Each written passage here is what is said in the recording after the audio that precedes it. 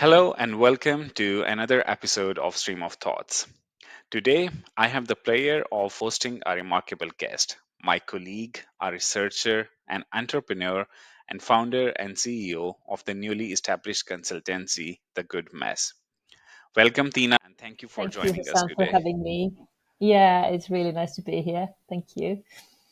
Let's start with a bit of your introduction. What is your line of work? And tell Yeah, us something about Good Mess as well. yeah, sure. So, yeah, my name is Tiina Vaittinen, and I'm a political economist, care ethicist, researcher. I've got a PhD in social sciences from the field of peace and conflict research. And then my background discipline before the peace and conflict research is international relations. But then I'm actually specialized in sort of global and planetary political economies of care and social and healthcare services and global health. The interest in global health is obviously what the interest that we share with you. Um, about my field of research, my PhD was about Filipino nurse migration to aging Finland. So there were like elements of and basically about different kinds of injustices and indirect forms of violence also that are kind of involved in these global mobility of care workers and nurses, and how two different health systems basically get entangled with one another along with the uh, with the migration of health professionals. So kind of there were several different kinds of elements of like health system, global health system governance, maybe as well. You can think of it that way as well. Mhm. So a bit of migration research, bit of care ethics, bit of obviously political economies of old age care, which is very sort of topical question in Finland. So that was the PhD, and then after the PhD, I my first postdoc was about everyday conflict resolution in a residential dementia care. So that was sort of a care home ethnography, and then over the past 5 years, I did my that was my own project on global political economies of adult incontinence pads. So I basically mapped what kind of political economies emerge around the need of adult diapers, basically, because it's a massive environmental question, but then it's also a massive and really important question of dignified human life, because there are like hundreds of millions of people in the world who live with incontinence, so involuntary urinary and fecal leakage, and these kinds of products are actually needed for just like it's part of the sanitation system. So that's what I did for the past 5 years, and basically, although the focus was on adult incontinence pad and all kinds of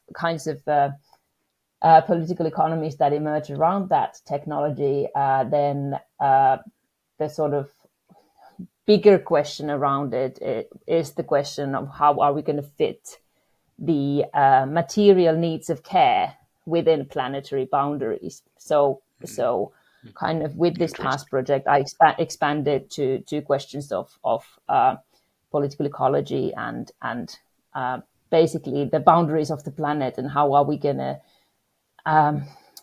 we going to what are we going to do with our health systems when when we only have this one planet, and then there is this Mm, urgency of not only climate change but also or all other environmental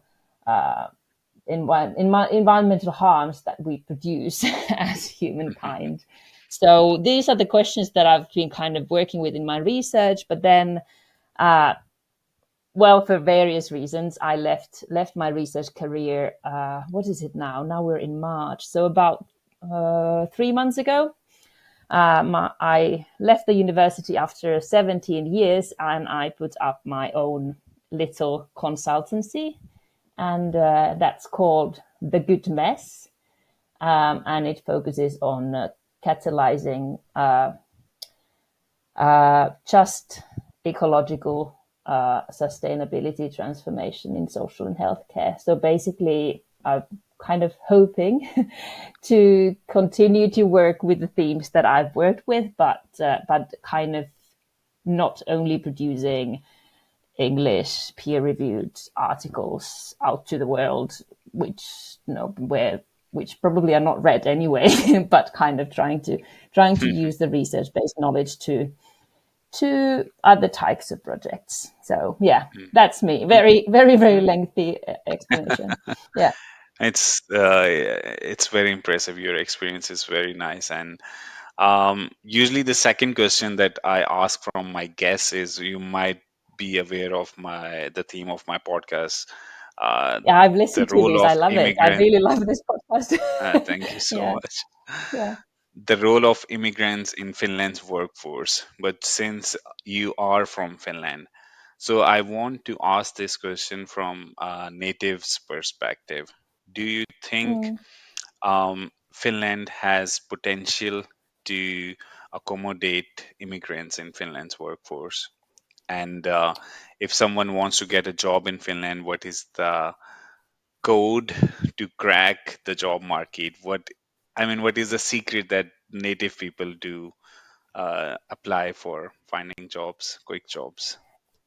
Yeah, well, I'm actually, I think I can comment on this also on the basis of my research because nurse migration to Finland is my topic, and I've also kind of looked into other questions of international labor recruitment to Finland, and I mean, yes, definitely, Finland has potential to accommodate international international professionals in Finland. Um, and of course, I have a lot of international colleagues. When you worked in the university, you've always worked in the sort of international part of Finland, I suppose. But at the same time, I am I'm I have to say I am super worried about the atmosphere, and I think over the past, let's say, 5 to 10 years, how the atmosphere in Finland, I think, has is going towards more xenophobic directions. And we are, I mean, this is something that even as especially when I do research and consultancy and expert work in the field of international labor recruitment, this is actually something that I'm not supposed to say out loud. But the truth is that Finland is a rather racist society. And there is actually evidence on this that Finland is one of the most racist societies in Europe. So and that's kind of it. And I don't think as Finns are not very good at dealing with this, because as soon as you say the R word, then the immediate response amongst us white-faced native Finns is that immediate defense. Like we put our defenses on, like, oh, what racist? Like, let's talk about diversity rather than racism. And then when people put the defense on, then we never get to actually talk about it. And then I don't think in general in our working life in Finland, I don't think the concept of structural racism is properly understood. I think when we start talking about racism or discrimination in working life, I think immediately people start to think that it means that somehow, like, always interpersonal relations, and there is this kind of sort of reluctancy to understand that no, it is not about the relationship between Tina and Hassan as persons. It's about the structures of the world in which we live, where some people have privileges based on language skills, based on ethnicity, based on able-bodiedness, based on age, gender, all these kinds of things. And then, yeah, I don't think Finnish working life has had this serious conversation yet, and I do think that it shows and I think there's plenty of evidence of it, that um, that our labor markets there are discriminatory practices. Like, I think there has been some studies made that same person puts the same CV and applications in, and if they use the word Matti, it goes through better. But if they use like a foreign sounding names, it doesn't it doesn't work.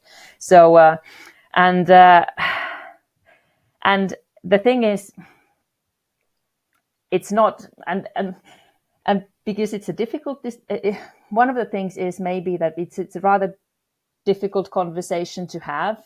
And also, I'm not entirely sure that Finnish culture, if we can stereotype something like Finnish culture, I'm not sure that we are very good at dealing with conflicts and tensions, because this is an issue of conflict, kind of a tensional issue, and which we're so we rather avoid the discussion, right? Or I don't know. How do you does any of this make sense to you at all? Like, but yeah, Yeah, yeah, I mean, getting I as a qualifications person, recognized or international. Yes, go on. Sorry. I have lived in Finland for 10 years now, and Yeah. I have worked only in academia. And another guest of mine said, when you are in university, university is just like a bubble. you Yeah. University is not the real Finland. So when you go out of the university, because everyone in university, your colleagues, even Finnish people that are working at university, they do speak English, and there's no language barrier, there's no culture barrier. Mm. Everyone understands everything. They understand the diversity, they understand meaning of diversity. And University is appreciate just it, like a value it, heaven. like yeah, yeah. Yeah, yeah. But outside, I mean, people who are, I have heard the stories from my circle. uh, there are some good stories, and then there are some bad stories as well. The Mm, main problem that immigrants are having in workforce is starting from the very low grade jobs. For example, no, I mm, wouldn't say low grade, but the odd jobs. Students, people who are coming for to the university, they are paying thousands of euros in fee mm, each year to university, and then they mm, have to find the jobs as well, to mm, support themselves for just the limited number of hours that they're allowed to sustain, for like to get some food on their table and to pay the fee as well. But they are, I have heard the stories that people are not able to get even cleaning jobs or food delivery jobs even from mm. 1 year now or 2 years now, and they said they think Yeah. that they have wasted their money. At least if Finland is calling students to become a student heaven kind of Mm, thing, then there should be, at least from the very basic, should be at least odd jobs. I mean, this is the very basic mm, level. And then the problem comes in when they graduate. Time to find a job, they can't find the job in their field. They mm, have to struggle a lot. And sometimes people leave Finland, kind of brain drain thing happens, and mm.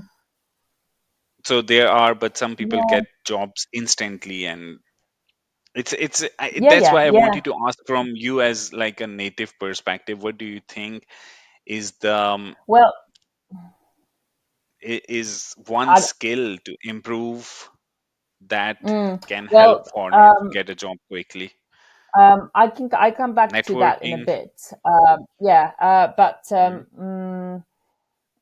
and it's all, I mean, definitely there are success stories, and not every single person in Finland, obviously. I don't want to say that every single person in Finland is racist, but what I want to kind of, and also that it's not on the individuals, because sometimes it really is in the, it sometimes and very often is very much in the structures. So let's say we have an internationally educated nurse or physician or any kind of, well, let's stick with health professionals to begin with, uh, because those are regulated professions. So let's say that we have these kinds of talents coming to Finland, of which we actually do have a lack of in this country. They may come here, if they come here through to work, then of course they can't even get that work-based residence permit to their own profession? Well, first of all, obviously there is the language skill question, and this is crucial. I mean, it really is crucial to learn the language of the country. But of course, when you come in here first, you can't learn it immediately. But even still, even if they would know the language, their qualifications from another country could not be recognized in this country even immediately. So there are these kinds of different, and that's also understandable, because there are sort of all countries, all nations have their nationally specific qualifications. Of course, the European Union has its own systems of recognition of qualifications, but then so that's not. But then, if the qualifications can't be recognized, that's one question. But then, if there are no kind of sort of functional bridging programs of not necessarily updating the skills, but kind of getting the qualifications recognized. So that's already a barrier as well. So it's not only about, there are all these kinds of different, like individual structure, like all these kinds of different structural issues at play as well. But then, or when people come here to study, they might have lots of talent already, previous degrees, and then they come here to study another degree. And then they, as you say, they come out from the degree programs, and then it may be still difficult to get the job in Finland, even after they actually have a Finnish degree as well. And well, the job market at the moment is really, really bad. It's actually bad for everybody. So that's, of course, one question. And then, like, whether I have some tricks or skills or tricks, or like kind of like how do you crack the code, I might not be the best person to say, because even, I mean, my skills, even though they are quite varied, don't fit into the right kinds of boxes. I'm not very well employable in Finland, believe it or not. So and that's one of the reasons that I am an entrepreneur, because I can't fit the boxes that are out there. So one of the things with Finnish labor markets is that it's very sort of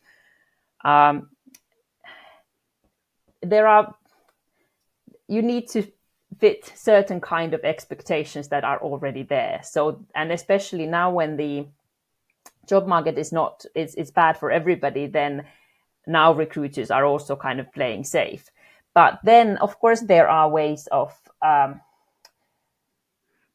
I think when I've listened to the past episodes of the podcast, I think you've spoken a lot about these different ways of cracking the code, and there are brilliant examples, and like kind of just networking.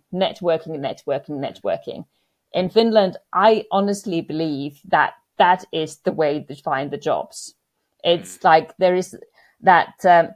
Especially now when there is one job opening and you get 500 applications, so it's quite obvious that. And then if there are, then apparently another thing that I've heard is that it was a good sort of a metaphor of how, or a description of how Finland actually. How did they say it? It was like that you basically, that if people are unemployed, it's much more difficult to find a job. But if you already have a job, that people don't actually, we don't have job openings, but we have sort of a markets where people change jobs. So kind of, if you already have a job and it might be ending, it's ending, then one thing is that start looking for the next job early enough. Because then being unemployed, it's much more difficult to get to that next job. And that's what recruiters tend to, and obviously that's wrong, but that's one thing. And then we are going to get to the language question later, but learning the language, But either Finnish or yeah, Swedish, that's how the Finnish labor markets work. Depending, of course, there are a lot of jobs where you can actually, and of course, university jobs are part of it, but there are also other expert jobs where you can obviously work in English. But then that has an impact on the networking. on the coffee room discussions of all of that, and not necessarily all coffee. Even though the working language would be English, it might not necessarily mean that in the coffee rooms people would speak in English, because then work communities change. So yeah, I don't know. Was that of any? I Yeah. don't think it's much new though, of all those things that you've discussed in the previous episodes as well. It, I mean, everyone says networking, networking, networking. Yeah. Everyone say that the most 80% of the jobs are hidden. You need to find it. For example, Mm, the first person that I had on the podcast, he had a huge LinkedIn following of maybe I think 10, 11,000 people or so. So he said he wow. never applied for a job. He got the Yeah. job. He got job offers in his inbox, Yeah. and he said he does not know the language, but he knows. He tried to learn the culture, to interact Yeah. with Finnish people, to make friends with them, to go out and discuss, to go out on different networking events and those things. So yeah, networking is one key, but some responsibility also lies on the shoulders of public offices. Do you think Oh employment yeah. office is providing good services good enough? Because I've heard horrible stories. I'm sorry to say, Well, but horrible stories. again, I'm not. This is I haven't researched this, so I can't kind of comment Hmm. as an expert. And I haven't been unemployed since early 2000s, where I was like for a moment. But then I did like temporary teaching jobs, so that didn't I did not. But basically, well, as far as I understand, our employment services don't really help in finding a job. They help in No, I keeping mean, the I wanted yeah, to ask this question from you from a native perspective. Like, yeah. do people in your circle or around you, they also think that services provided by employment office are not up to the mark in helping them to find a job, or is it just immigrants who are feeling this? No, I think that's for everybody. I don't think our the Okay. Finnish. I think it's not really job finding office. It's basically an Mm, office that runs the bureaucracy of the unemployment benefits. And then they provide this is at least like as far as I understand, and as far as I've heard also in the sort of Finnish circles of people who've been unemployed. They mm, and I think part of the problem, and this probably is not nice for people who work in the unemployment office either, or what is it called in English even. um, day of, yeah, I mean, yeah, people yeah. understand. Yeah. And also now that they've moved these services to on the shoulders of the Yes. municipalities, where the resources really vary. Like I live Mm, in a really small town which has a lot of economic issues, and how is the resourcing going to impact that as well. But then mm, altogether, the Finnish unemployment services, they I think most the resources go mainly to running the bureaucracy of paying the unemployment benefits, and then they may help people in uh, finding um, providing training or these kinds of things. But I mm, honestly I don't think I've ever heard a story where somebody would have found a job with the help of the mm. unemployment So office. it's not And I'm it's actually there, not but their. I'm also actually yeah, I'm actually their client now as well, because now that I Mm, put up my own company, I have this starting grant, which is basically my basic income is the same level as the minimum unemployment benefit, and okay. that is paid through that system as well. Mm, And mm, I can tell a little bit about the bureaucracy, because you would kind of think that because nothing is really changing in it's first you get it for 6 months, and then you can reapply and you can get another 6 months. And the bureaucracy is such that it doesn't come automatically every month, but then you have to kind of sign in and you have to check the boxes every single month that no, I haven't had any other income, no, I haven't had pension, no, I haven't had that. And all this information actually goes to the office automatically these days from the taxation office. They could see that I know I haven't had any other income, but nevertheless, every like on the second of every month, I need to sign in to the system and fill in this electronic form. And this is the same that you would do if you were unemployed.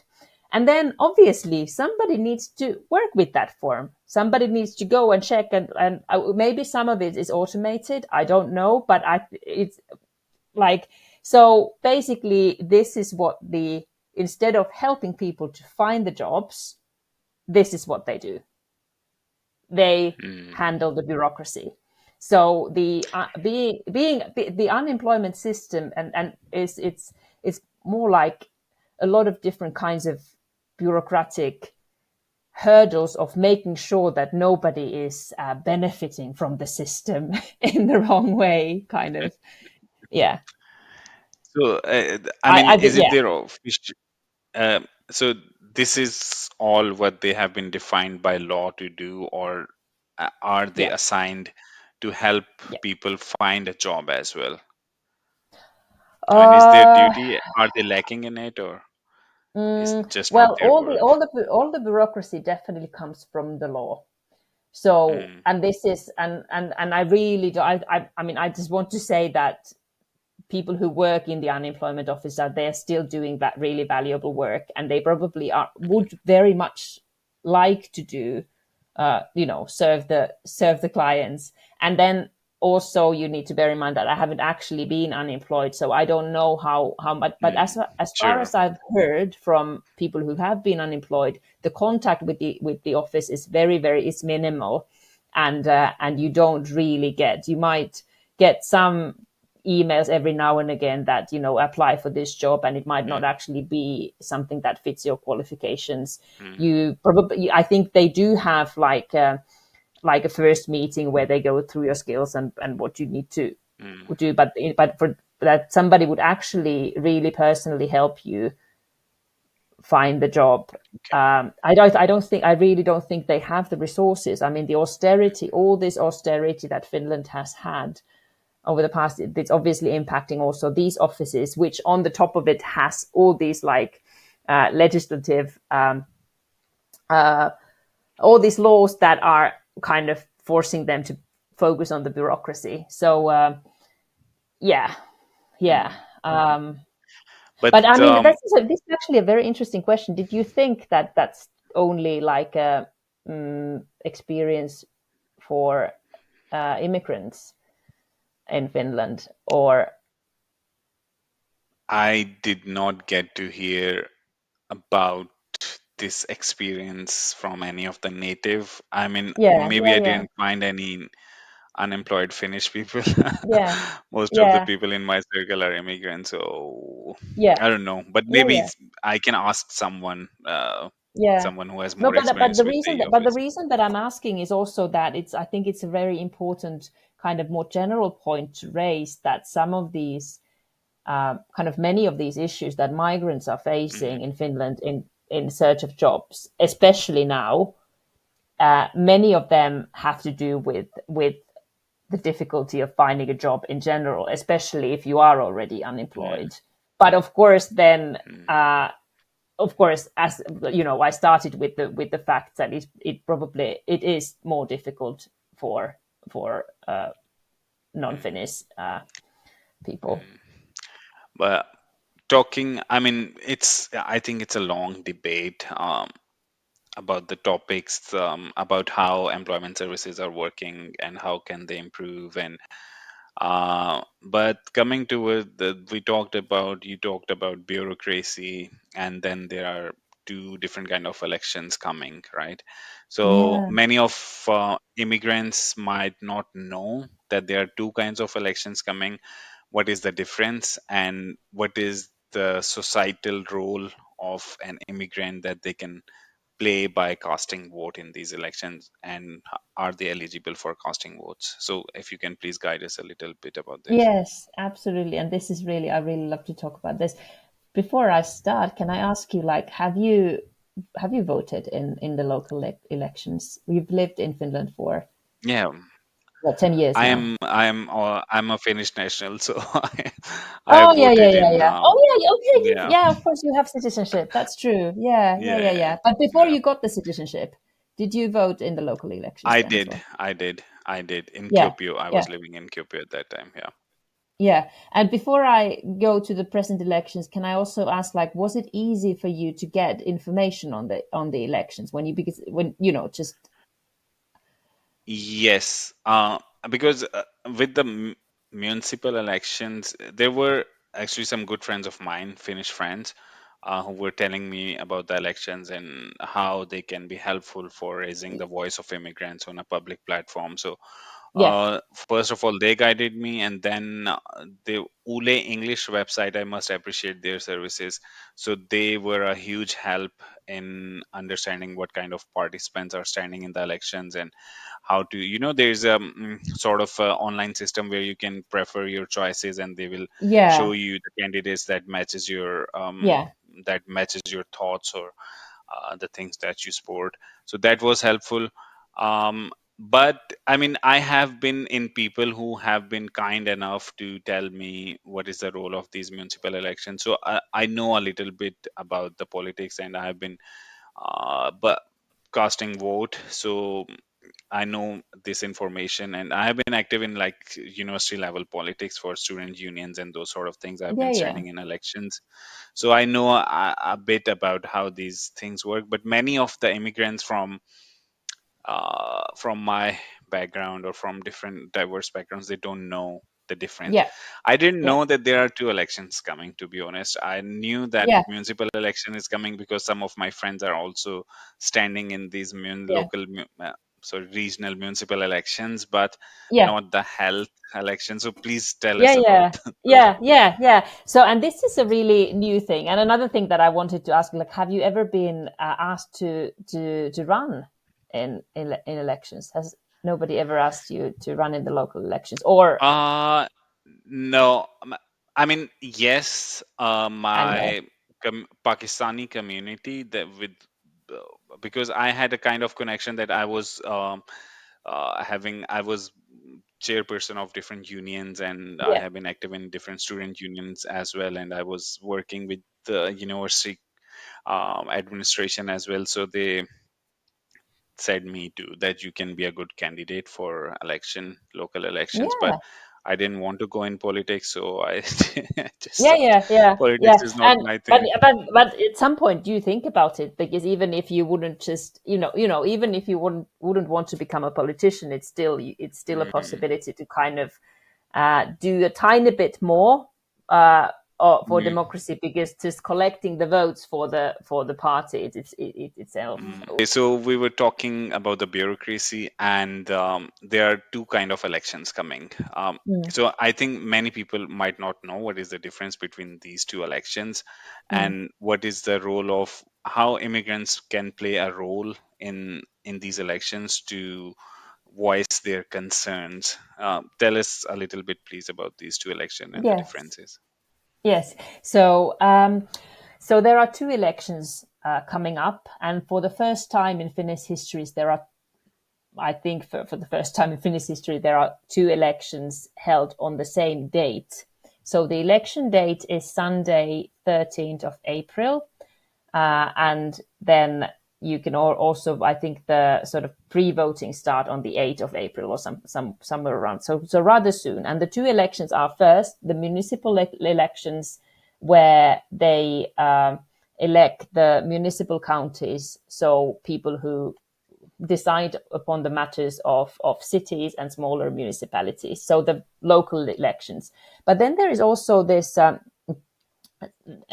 second election, which is called Wellbeing Services Counties election. And these Wellbeing Services Counties are actually a new decision making body. This is the second time that we have in Finland Wellbeing Services County elections. So the previous Wellbeing Services County, let's call them county elections for short. So the last county Okay. elections or regional elections were held in 2023, I think.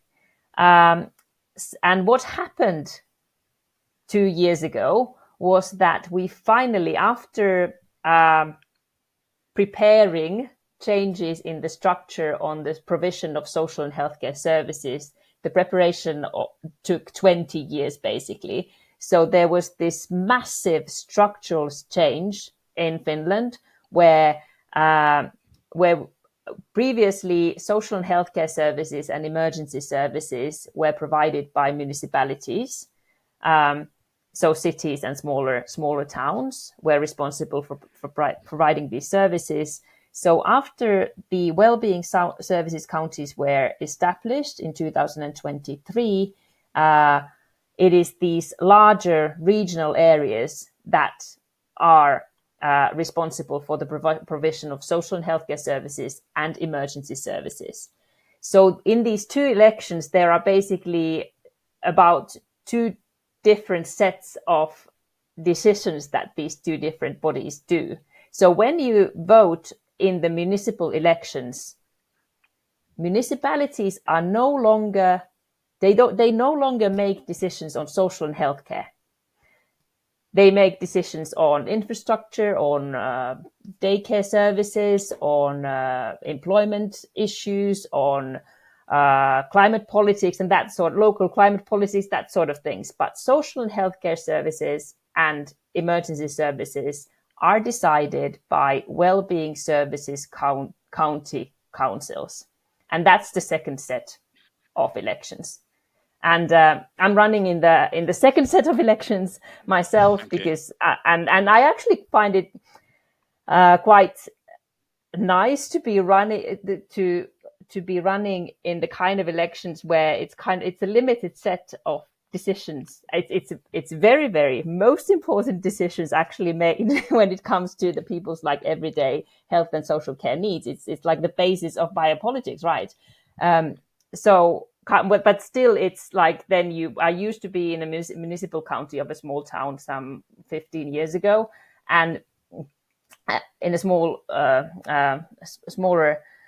town, and when you are in a municipal council, it's a lot of different decisions that you need to know about infrastructure, social and healthcare, education, all kinds of things. So in the regional elections, it's limited in social and healthcare services and emergency services, but obviously very important elections. Um, um, and this is something that I started to think that whether our non-Finnish speakers actually, first of all, know about this massive structural change that has taken place a couple of years ago, which also obviously relates to like everybody's everyday needs of care, and secondly, whether there is enough information available on these elections either, like because I mean, you work in social and healthcare research Yeah. as well, and then like I'm thinking also I knew. ourselves, like how do we like how and also as a candidate, like how what are the things that and how what kind of information to disseminate, and what are the um, yeah, I don't know, any thoughts? Um, so, I mean, my main concern is, or what I want to ask from you is, I kn- I know that as compared to the previous municipal elections, in these elections, there are more number of international people who are contesting in the for the municipal body or whatever who takes the decisions. But many people know about this, and I know the awareness has been spreading around in the WhatsApp groups, in the Facebook groups, that if you have lived for 2 years in a municipality, you should go and vote for the Mm, people for the people you support. But the other this Huven this health and welfare elections, how can immigrants be a part of this? Can they vote in that? And what should what would be the impact of voting in those elections on the lives of people who have moved from a different background? So the rules are the same. So you can both be you can both be a candidate. Well, the lists are closed now, but also for the future. So these elections are held every 4 years. So you can both be a candidate and you can vote in municipal elections and in these regional elections if you have lived in Finland for 2 years, like regularly. Um, so yes, same rules as far as voting and all other impact goes. And then, but then there are this, and this is something that I actually want to also hear from you, because then of course there are various types of various international residents in Finland with various statuses. So, and some are more eligible to public social welfare services than others. So if you are an EU citizen, then you have access to the same services, right? Then if you are a non-EU citizen with a student's residence permit, then remind me, how does it go? Then you have your insurance, then you have the students' health services. You Um, have student health services and you have insurance during the yeah, period of your studies, if you are a master's student. But as soon as you get a PhD and you are, for example, on a funded project, yeah, then you you will have the get, same, yeah, yeah. But because I then you think, are, and it's a during, working visa kind of, yeah. yeah. So during my 10 years of stay from student to a worker, from student to working life, I didn't feel any differences in healthcare. I think I have been treated equally. So I must Yeah, appreciate it's really good. yeah, So I didn't feel any difference that I have been treated on as a second grade person that who moved from a different background, or I don't have much access to services as compared to people who are on better visa terms, or on um, who are national. So I didn't feel any discrimination in that. But how would, I mean, I have been seeing Ule and different news and media platforms. They have been talking more about these municipal elections, but they're not talking about this health and welfare election. and How that's a very one of and the that's a concerns yeah. Go on. one of the concerns I had was, for example, the fee to the doctor was raised Yeah, in January, right? It's yeah, 670 something around. So, yeah, I mean, if a person who is on unemployed benefit, he will be afraid to go to a doctor because he will get a 70 euro bill out of, and he have to pay yeah, 70 euros out of yeah. 600 700 he's getting. Yeah, yeah, yeah, So, absolutely. So yeah, and I think it's very good that you raised the point of how little they are actually talking about the regional elections, because it's like the most important services. Like I suppose we probably also as scholars of global health probably, but also otherwise, like social and functional social and healthcare services are the basis of well-being in any society. And then we have these elections where uh, we choose decision makers to decide upon these issues, and and then we're not. I don't think the media is really, and sometimes you also find this kind of that it's even kind of downplaying the importance of these elections. One of the reasons for this is the ways that the counties are financed, because they actually have very limited budgetary power, because the counties do not have rights to tax. we, so that means so all the funding comes from the state to the counties, so they have very limited budgets on mm, or they need to make, and now especially with the austerity measures, when the state and the central government has cut the funding that they provide, actually they are has compared to the increasing needs because of the aging population, the like average funding is basically decreased that the well-being services counties have to use. So they had, because of that, they have had to increase the fees. There has been cuts in different kinds of services, especially like and the cuts that they make in old age care, for instance. Then they have an impact on the basic and like sort of primary care services in healthcare and so on and so forth. So one of the reasons that the media is kind of sometimes downplaying the importance of these elections is that they might even say that, yeah, there is rather little interest in these elections because they don't even have budgetary power and it's a very difficult place to make decisions. But nevertheless, that is the place where the decisions are made. So,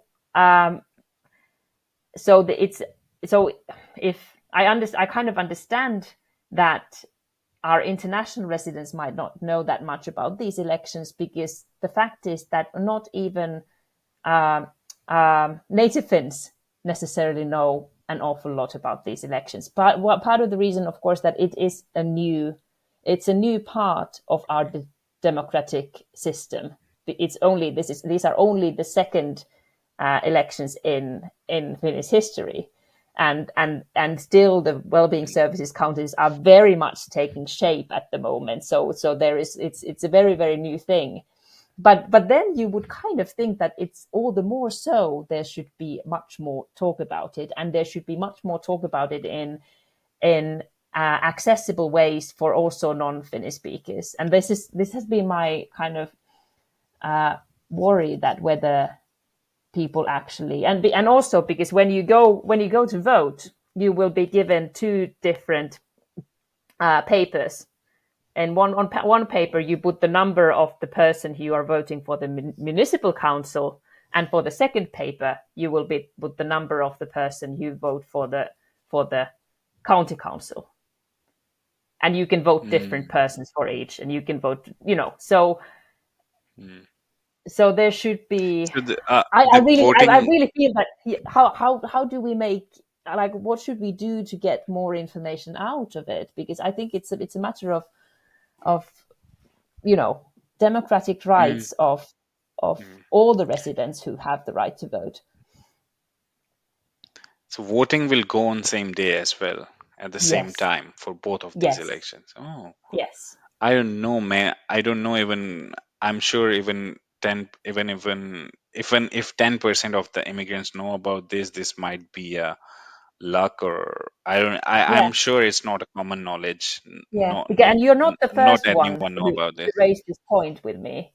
Like, Hmm. because when I told people that I'm running, everybody thought that I'm running in the Means, municipal elections, and then I yeah. kind of corrected that no, this is not the case, and then starting. But Mm, then another thing that I also realized, I was talking about this with my with one of my international friends a couple of days ago, and then because I also used to be a migrant in the United Kingdom in like early 2000s when I was studying there, and then I realized that also when I was only 3 years, so. But also, I mean, I would have had the right to vote in the local elections, and I never did. And also, I didn't find out about. I felt that it was my home, but at the same time, there was kind of quite a big barrier for me to start to find out about the elections. And part of the reason was also that I maybe didn't dare to ask. Maybe I didn't dare to make it evident how little I know about the politics of the town or the city where I lived in. And I think this might be one of the things as well that so when you were asking, like, uh, how can people take part in these elections, well, first of all, of course, vote, talk to candidates, and ask and talk to your friends about that. Even just making it clear, did you know that there are two elections? Do you know what it means that there are two elections? And another thing also, like, I think it would be very, very important for non-Finnish speaking electorate to actually challenge the candidates and give them information on the specific needs that they may have. What does it mean to need social and healthcare services and emergency services in Finland if you don't speak Finnish, for instance, or if you are here as an international student, or if you are here because you were recruited to work here, or kind of. I think just kind of also one of the things with elections, obviously, is that it's the time when there is more space and to talk about all kinds of needs of different kinds of people living in the society. So kind of, I think that it, you know, and also Yeah. holding politicians responsible, like making them aware that there are all kinds of Mm. different people Yeah. voting who have the So right to vote and needs. people should people should vote for the party, or people should vote for the individual, look at the individual candidates and then vote for them, or they should look at the agenda, I mean the party, if it's a left wing or right wing or whatever. Yeah. So how it works in the Finnish system, it's called I don't know how you pronounce it, the Hont system, how they count the votes. So basically, you vote for the person, but while giving your vote to the person, the vote actually simultaneously goes to the party. And when they start counting the votes, they count all the votes of the entire party list together first, and that number will go to that candidate which ended up getting most votes. And Okay. then the second best candidate in that list gets half of that number, and the third gets the third of that number, and so on and so forth. And then you order the party list according to this logic, and then you compare all the lists together. Okay. So for instance, let's say uh, the red party. Let's invent a party name. The red party gets the whole list gets 1,000 votes, and then there is a yellow party that the whole list gets 1,500 votes. So the person on the red, the candidate on the red in the red party who got most votes in her party, they get 1,000 votes. They basically get the number of 1,000 to begin with, and then the second best gets 500, and Mhm. then the third gets 350, and however. And then on the yellow party list, they would get the first one gets 1,500. So all the votes. So that would mean that in the final comparison, the yellow party, the first person on the yellow party list would be so you definitely don't only vote for the person, and that is the reason that my uh, my sort of advice always is to okay, first pick a number of parties that you think you read their election programs, and pick the programs that you most agree with. Then go and check the candidates on that list, um, or persons on different lists, and then make the decision. Or if you first pick a person, make sure that however wonderful that person is, make sure you also read the principles of that party, because when you vote for that person, uh, that vote actually might end up taking somebody else to the council in that same party list. And if you don't agree with the values of a certain party, you really cannot vote anybody on that list, because you might end up giving your vote to values that you really cannot stand behind, or that might actually harm you. So yeah, kind of both matters, but at the same time, Yeah. choosing the party that is most close to your own values is the most important thing. And one of the I think downsides of having these vaalikone, what is it in English? It's not election machine. It's like a election compass, I think it's called. Mm. These The that one from so what? Ule. Yeah, Yle has one, and Yeah. all. I mean, right now as a Okay. candidate, I'm filling those in, and it takes Oh, okay. so much Mm. time. It takes so much time. But basically, one of the bad sides of having these kinds of um, sort of games where you fill in your and then it gives you your candidate. One of the downsides is that people don't actually read the party's election manifestos, and then they don't actually necessarily know exactly what they're voting for, because you really should read the election Mm. manifestos of the party, or Mm. at least have some kind if at least have some kind of idea of what the values of that party is before choosing uh, choosing your Mm. candidate. Last few questions. Do you think English can be a third official language?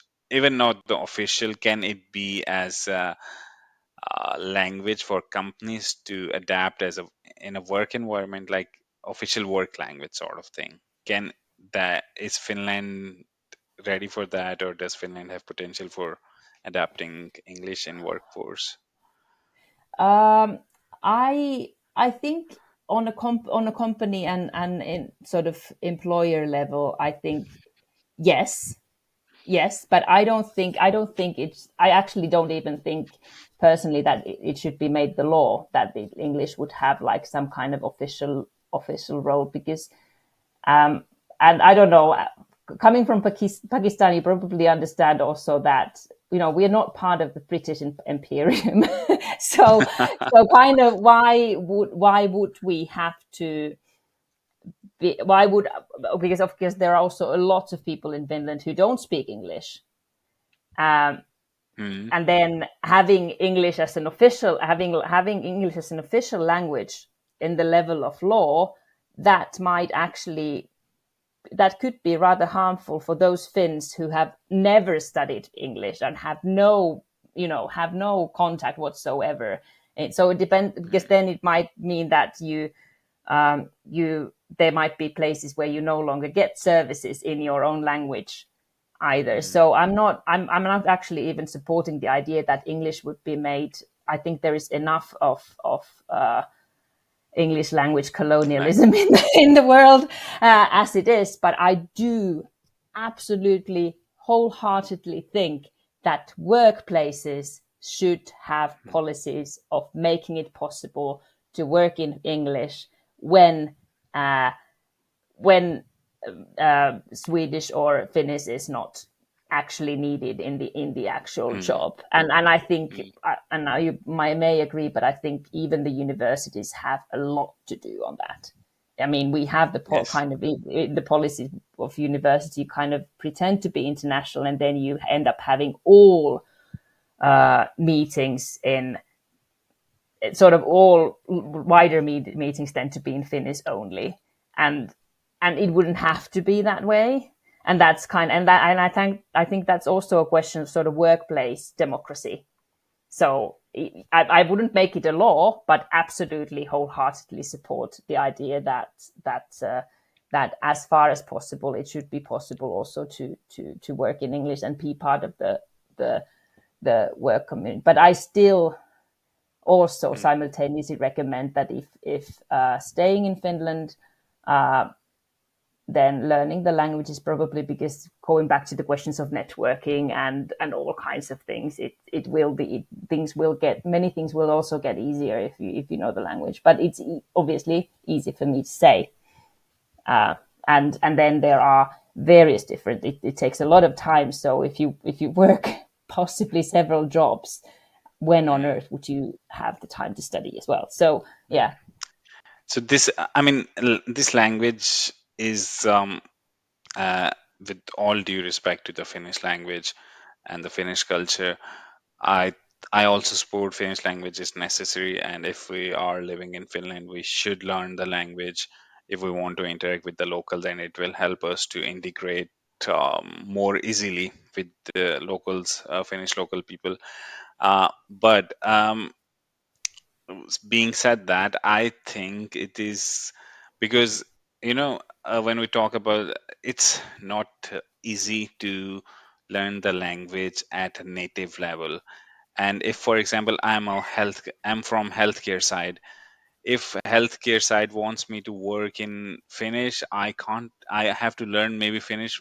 My level is B1 now. I know Finnish Yeah, language to a certain extent. I passed the language test. I know, but after that, after some time, after some level, you need to give Finnish whole working day to make it up to the level that you can speak like a native yeah, speaker. So it's not easy. So yeah. some people are saying in job training of Finnish language.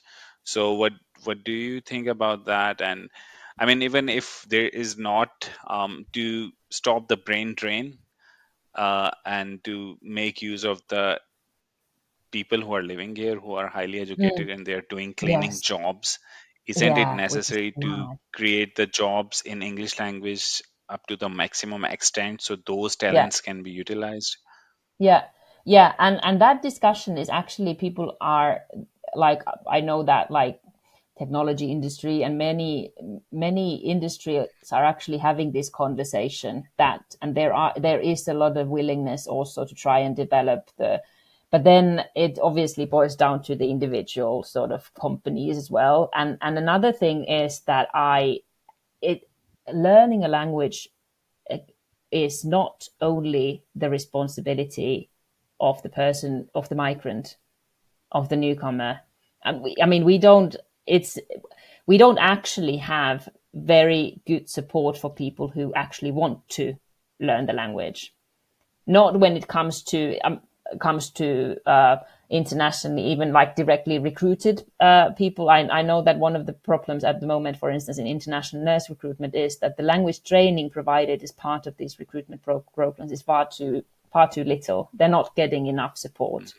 Uh, and and then there is also the question of language learning is not like one way street, or language is a communications. I mean, just think about all those different dialects and accents that you hear in English. Like neither our English is perfect, is it? And yet we understand each other's. And then like what is the Yes. demand of not like uh second language Finnish speaker, of how well do you have to speak in order to kind of be appreciated as a professional. So I think there are also a lot of like these kinds of attitude problems uh, among Finnish speakers, in terms of like if people don't speak perfect Finnish, but they still communicate in Finnish, then are we doing enough to support that actually? And do we, yeah. Mhm. And then I also understand that in professional circles, like, and I know that myself as it's sort of a speaking broken English, and this has been my working language like for all my career. And then I know that it's not perfect, and you don't always, especially when you're tired, you don't sound as professional as you might if you were able to speak your own language, or we are professional writers. I actually only Yeah. learned, um, because I studied in English for all my degrees, and then I think quite late. I think it was 10 years after starting my my studies. I first started to write in Finnish, in my own language, and then realizing what a Yeah. privilege it is if you get to write your thoughts in a native language. And that's another thing that I think it's a kind of Yes. an attitude problem we need to, or kind of some, not attitude problem. I don't have to. I should really limit myself in posing everything as a problem, but kind of something that we should appreciate much more than when you have second language Finnish speakers. How much brain power and it takes to present yourself as a professional in a second language, and how and what can we do if we are speaking our first language to support that and appreciate that, and making people feel secure. I think that's another thing. Like, are people, I think probably, your B1 level Finnish, you will, if if you would feel secure and safe everywhere to just speak in Finnish amongst Finnish speakers, you would probably really quickly become fluent. But I hope. actually Yeah. are we actually helping you in that? So I think there are also these kinds of conversations to be had. Yeah. Uh, Yeah. yeah, In workplace as well, yeah, more. especially. Even for example, the work, for example, if your week working hours are maybe 35 or 40 hours, if out of 40 hours the workplace can assign you that maybe just 5 hours a week, you can have paid Finnish training to speak with your colleagues, to Exactly. learn workforce training. So out of, I mean, 5 hours a week would give you a motivating factor to learn language, and it won't affect your work as well, and you will, I mean, enjoy Yeah, learning language I as well. So just something like attended that would be yesterday. necessary.